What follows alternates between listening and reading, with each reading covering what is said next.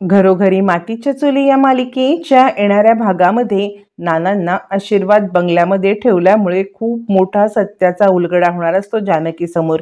आणि या सत्यामुळे नाना आता घरात कसे आले, ऋषिकेशने त्या ठिकाणावर नानांना कसं सोडवून आणले, सगळं सगळं पाहू। इकडे जानकी सांगत असते सुमित्राला की आई, काहीही झालं तरी नाना या सगळ्यामध्ये सुखरूप आहेत। सुमित्रा थोडीशी भानावरती आलेली असते। जानकीला ती सांगते खरंच ना? मग ही शरू काय बोलते? जानकी सांगते आई, तुम्ही माझ्यावरती विश्वास ठेवा, येत्या 2 दिवसात नानांना मी आशीर्वाद बंगल्यात घेऊन येणार। मग ऐश्वर्या गडबडते आणि गडबडीत ती खूप मोठी चुकी करते। ती म्हणजे ती आता सयाजीरावांना फोन करण्याच्या ऐवजी त्याच माणसाला कॉल करते ज्या माणसाला आता सयाजीरावांनी कॉन्ट्रॅक्ट दिलेलं असतं। मग ऐश्वर्या त्याला कॉल करून सांगते काय रे, इकडे खूप मोठी गडबड चालली, तू नानांना कुठे ठेवलेला आहेस? यावरती तो सांगतो काहीच काळजी करू नका, ज्या वेळेला आपली एखादी वस्तू हरवते त्यावेळेला आपण आपल्या इथे सोडून बाकी अख्ख्या दुनियेत पाहतो ना, तसंच मी केलेलं आहे। मी ही वस्तू तुमच्याच घरात लपवले। यावरती मग आता सांगायला लागते ऐश्वर्या काय बोलतोयस, म्हणजे नाना आशीर्वाद बंगल्यात आहेत? यावरती तो म्हणतो हो, तुमच्या आशीर्वाद बंगल्याचं आउट हाऊस आहे ना, तिकडे स्टोअर रूम आहे, सर्वंट क्वार्टर आहे आणि तिथे आता सध्या कुणीच राहत नाही, कारण गुलाब त्याच्या घरी राहायला जातो आणि त्या सर्वंट क्वार्टरच्या इथे आम्ही ठेवलेला आहे। ऐश्वर्या म्हणते पण मूर्खा, सापडलं कुणी तर? यावरती तो म्हणतो नाही, तुम्हाला या सगळ्यामध्ये त्याच्यावरती नजर ठेवायला लागेल आणि तिकडे कोणी पोहोचणार नाही याची जबाबदारी आम्ही घेतो। पण तो माणूस इतका दारू प्यायलेला असतो की नानांच्या इथे जबाबदारी घेण्यासाठी कोण लोक आहेत, काय लोक आहेत हे त्याला काहीच माहीत नसतं। तो स्वतः नानांच्या इथे घेऊन आशीर्वाद बंगल्याच्या आउट हाऊसमध्ये असतो। ऐश्वर्या म्हणते तुम्ही दारू प्यायलात, या दारूच्या नशेमध्ये काही गडबड झाली तर? यावर तो म्हणतो काही गडबड होणार नाही आहे, तुम्ही काळजीच करू नका। इकडे तोपर्यंत आता इकडे मुळशीमध्ये नानांना शोधून झालेलं असतं। ऋषिकेश म्हणतो नाना अख्ख्या मुळशीत नाहीत, मग जातील कुठे?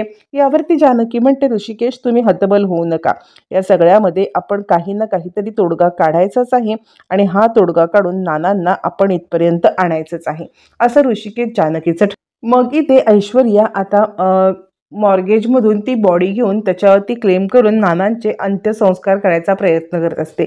मग जानकी चिडते आणि जानकी तिला सांगायला लागते की हे बघ, नानांचे अंत्यसंस्कार कदापि होणार नाही आहेत। ऐश्वर्या म्हणते मग तुम्ही अख्ख्या मुळशीत शोधलत नानांना, कुठे सापडले का नाना?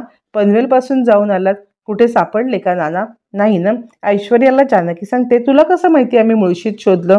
ऐश्वर्या, आमच्या प्रत्येक गोष्टीवरती तू लक्ष ठेवून आहेस का? यावरती ऐश्वर्या म्हणते जा जा, तू अख्ख्या मुळशीत शोध, अख्ख्या जगात शोध, तुला नाना कुठेच सापडणार नाही आहेत, कारण नाना जिवंतच नाही आहेत। यावरती आता मात्र जानकी विचार करायला लागते ही इतकी कॉन्फिडन्स कशी आहे की नाना कुठेच सापडणार नाहीत? नाही नाही, काहीतरी गडबड आहे, असा विचार करत आता जानकी आपल्या बंगल्याच्या बाहेर येते। तेव्हा तिला काही तिकडे दारूच्या बाटल्या वगैरे पडले दिसतात। आपल्याकडे तर दारू कोणीच पित नाहीये, असं म्हणत ती विचार करते नाही नाही, काहीतरी गडबड आहे। या दारूच्या बाटल्यांचा शोध घेत घेत जानकी आउट हाऊसच्या दिशेने ज्या वेळेला जानकी आउट हाऊसच्या इथे बाटल्या बघत बघत येते, ती विचार करते हे आउट हाऊस तर बरेच दिवस बंद आहे, इथे तर कुणीच नाहीये, मग इथे दारूच्या बाटल्या कशा? असं म्हणत ती काही पुरावे शोधायला लागते आणि त्या आउट हाऊसच्या मागच्या साईडला सर्व्हर काउंटर असतं। सर्व्हर क्वार्टर्समध्ये नाना असतात। जानकी आउट हाऊसमध्ये येते। आउट हाऊसमध्ये आल्यावरती ती इकडे तिकडे पाहायला लागते। त्याच वेळेला सर्व्हर क्वार्टरचा असलेला दरवाजा तो तिला दिसतो, पण दरवाजा आतून बंद असतो। जानकी विचार करते सर्व्हर क्वार्टरमध्ये तर कुणीच राहत नाही, मग दरवाजा आतून का बंद केला असेल? नक्की काय असेल गडबड? म्हणून जानकी इकडे तिकडे पाहायला लागते। ज्या वेळेला ती सर्व्हर क्वार्टरचा दरवाजा उघडण्याचा प्रयत्न करते, मग तो दरवाजा तिला आता उघडायला मदत होते, ते म्हणजे ती आता वरचे पत्रेच काढते आणि त्यातून दरवाजा पाहायला लागते आणि विचार करते काहीतरी गडबड आहे।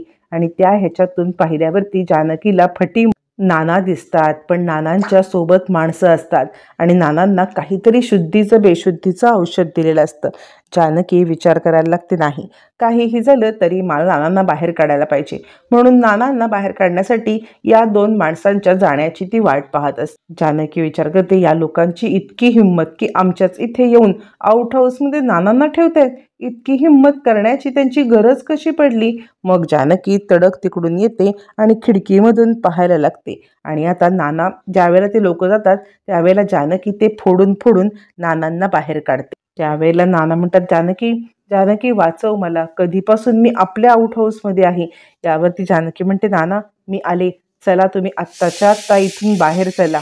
जानकी नानांना हाताला धरून आता आशीर्वाद बंगल्यात आणते. नाना जे येतात ते चिडलेले चिडलेले नाना आता रागा रागा सांगत असतात, या घरामध्ये काय चाललंय, या घराचा पार घाणोडा करून टाकलेला आहे. त्यावरती ऋषिकेश म्हणतो, नाना नाना शांत व्हा, तुम्ही कुठे होतात? यावरती नाना सगळी सत्यकथा सांगायला लागतात. काय सांगू ऋषी, खूप मोठा अनर्थ घडलाय. तितक्यात की ते सारंग येतो. नाना तुम्ही जिवंत? यावरती नाना सगळी कर्मकहाणी सांगायला लागतात. मी आशीर्वाद बंगल्याच्या आउट हाऊसमध्ये होतो, जानकीने मला आउट हाऊसमधून बाहेर आणलं. नाना सांगायला लागतात की ज्या वेळेला मी इकडे बरा झालो होतो, जानकीने पार्वतीचं सोंग करून मला बरं केलं. पार्वतीचं नाव ऐकताच मी बरा झालो. पार्वतीचं सत्य समोर आलं. पण जानकी तुला कसं कळलं पार्वतीचं सत्य? जानकी म्हणते, नाना काय बोलताय तुम्ही? यावरती नाना म्हणतात, पार्वतीचं सत्य? जानकी म्हणते, नाही, आम्हाला डॉक्टरांनी सांगितलं की या सगळ्यामध्ये तुम्हाला बरं करण्यासाठी हे बोलायचं. नाना बोलता बोलता पार्वतीचं काहीतरी वेगळं सत्य आहे हे बोलतात, पण त्या गडबडीमध्ये जानकीच्या लक्षात काही येत नाही. पण त्याच वेळेला नाना आता विषय बदलत म्हणतात, त्यांनी मला ज्या वेळेला जानकीने पार्वतीचं नाटक केलं तेव्हा मी चालता बोलता झालो. सुमित्राला मी बोललो की मला बाहेर बसव, तेव्हा मला गुंड किडनॅप करून घेऊन गेले. तेव्हा मला डायरेक्ट पनवेलला घेऊन गेले.